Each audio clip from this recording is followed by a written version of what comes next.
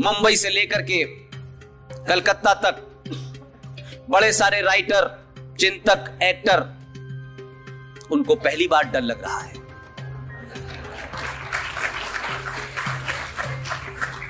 मैं इस बात से खुश हूं कि डर की शुरुआत तो हुई, और डर ये है तो लगना चाहिए आपको डर।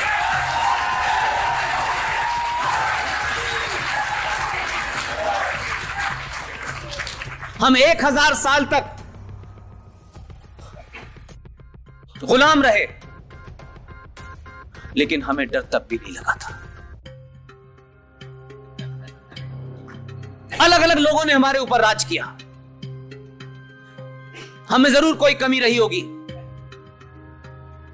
हमारे पुरुषार्थ में कमी क्यों आई, इसका हमें मनन करना चाहिए। और दुनिया की बहादुर कौमें आपके ऊपर राज करती तो कोई दुख की बात नहीं थी, कम से कम बहादुर ने हमारे ऊपर राज किया।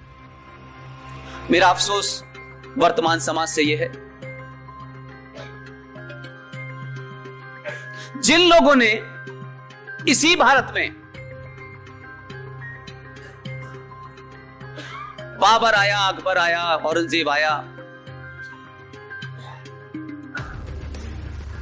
जिन लोगों ने उस वक्त तलवार के जोर पे शलवार पहनी थी, जिन्होंने ज़कात से बचने के लिए अपना धर्म बदल करके मजहब इख्तियार किया, मेरी जो तकलीफ है, जो मैं आपसे इसलिए शेयर करना चाहता हूं, राजस्थान की धरती वीरों की धरती है, पुरुषार्थियों की धरती है।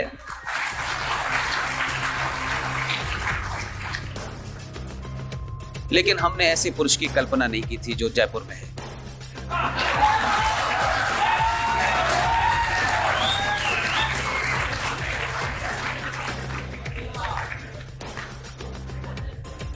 जो लोग उस दौर में जजिया देना नहीं चाहते थे, उन्होंने अपना धर्म बदल के मजहब में चले गए।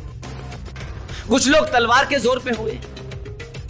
जो लोग डर के मारे, जिन्होंने अपना धर्म छोड़ा और मजहब बदला, वो 2019 में सड़कों पे आग लगा करके आपको डरा रहे हैं। उनको यह समझ आना चाहिए, ऐलानिया कहना चाहिए, तुम मूर्ख हो क्या?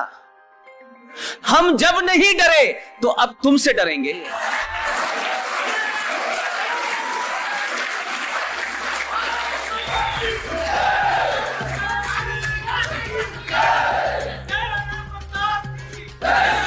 लिहाजा मेरा मानना है, कुछ तो बात रही होगी, कुछ तो हमने ऐसा किया होगा।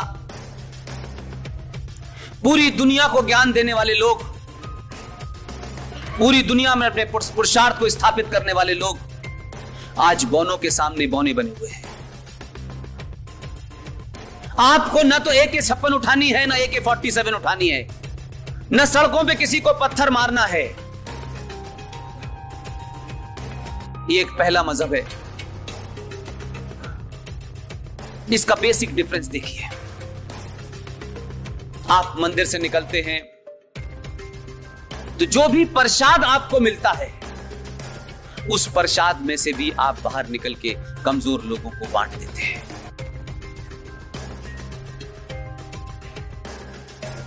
लेकिन दूसरी तरफ स्थिति क्या है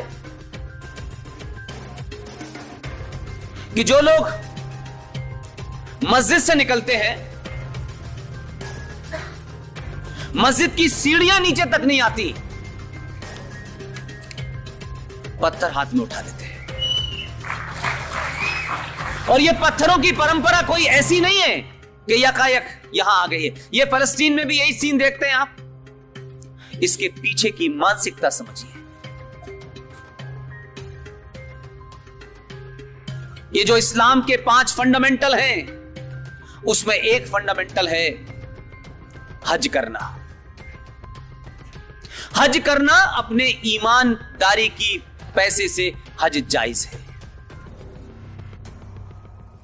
हज उस वक्त जायज है, उस वक्त फर्ज है आपके ऊपर जब आपने अपनी तमाम जिम्मेदारियां पूरी कर ली। कमाल है, 24 घंटे इस्लाम को सर पे लेके घूमने वाले लोग बात बात में इस्लाम का जिक्र करने वाले लोग, इतने बड़े 30-35 करोड़ मुसलमानों में से एक भी ईमानदार कोई नहीं निकला। ना पढ़ा लिखा निकला, ना मौलवी निकला, ना हाजी निकला, ना मुफ्ती निकला। एक भी ये कहता अगर तुम असली ईमान वाले थे। ये बात अलग है कि आजकल कोई बिल कानून बन गया है, उसके खिलाफ दिल्ली की जामा मस्जिद की सीढ़ियों से उतरते हुए बड़ी बड़ी तख्ती लेकर के हिजाब लगाए कुछ मोहतरमाएं कह रही हैं अभी हम जिंदा हैं, हमारा ईमान जिंदा है। एक मुझे नहीं मिलता जो खड़े होकर ये मुसलमान कहता कि ए मुसलमानों, ये जो तुम हज करने जाते हो काफिर के पैसे से, ये नाजायज है, इसको छोड़ो।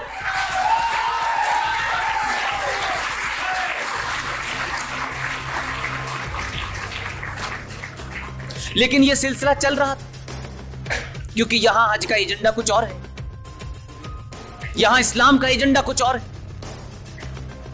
लिहाजा हमने क्या किया है, हर गलत बात को रट लिया है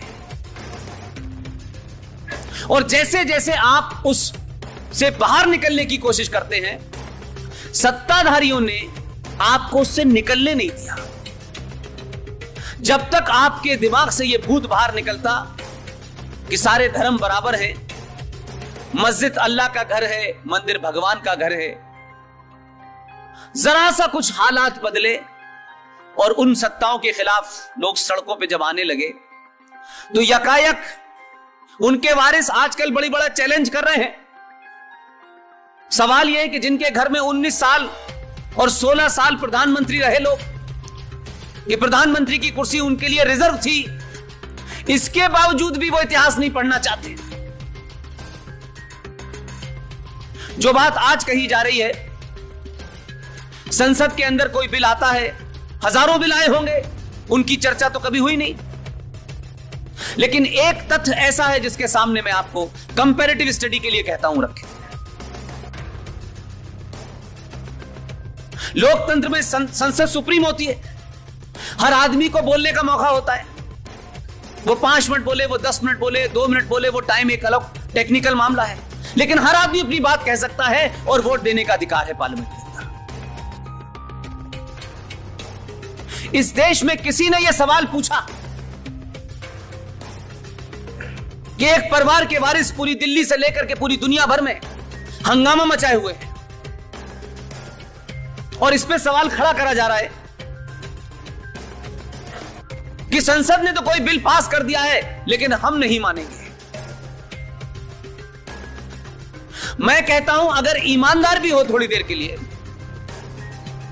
तो ये तो पूछो भाई कि बिल कैसा भी था, कितना भी कंट्रोवर्शियल था, कम से कम संसद के पटल पर रखा गया, पूरी दुनिया ने लाइव देखा, हर एक ने अपनी बात की, फिर उसमें वोट डाला गया और वोट के बहुमत से वो पास हुआ। लेकिन एक सवाल पूछिए आप, 1976 में भारत में इमरजेंसी लगी हुई थी, संसद मुलतवी थी, पूरा अपोजिशन जेल में था। मरहूम मोहतरमा श्रीमती इंदिरा गांधी ने, क्योंकि मुझे यह समझ नहीं आ रहा कि भाई के मुंशी साहब, भीमराव अंबेडकर, अयंगर साहब, ये तमाम सारे लोग जो संविधान को जिन्होंने बनाया, उनको इतनी अकल नहीं थी क्या कि वो भारत के संविधान में लिखते सोशलिस्ट सेकुलर भारत। इस पे जब चर्चा हुई तो कहा गया, तो अंबेडकर ने उसमें नोट किया है नीचे कि हो सकता है आने वाली पीढ़ियों के सामने हम पहले से यह बंधन क्यों बांध दें कि भारत को सोशलिस्ट रहना है, सेकुलर रहना है। आने वाली पीढ़ियों में इस पे चर्चा होगी और चर्चा के बाद अगर आने वाली पीढ़ियां ये समझेंगी कि यह जरूरी है तो इसको लाया जा सकता है, इसकी अभी फिलहाल जरूरत नहीं है। लेकिन इमरजेंसी के दौर में पूरा अपोजिशन जेल में था, संसद की कोई कार्रवाई नहीं हुई। मैडम श्री इंदिरा गांधी ने एक जघन्य अपराध किया। आप संविधान में अमेंडमेंट लाते हैं, संविधान में 126 से ज्यादा अमेंडमेंट हो चुके हैं, उसमें कोई नई बात नहीं है।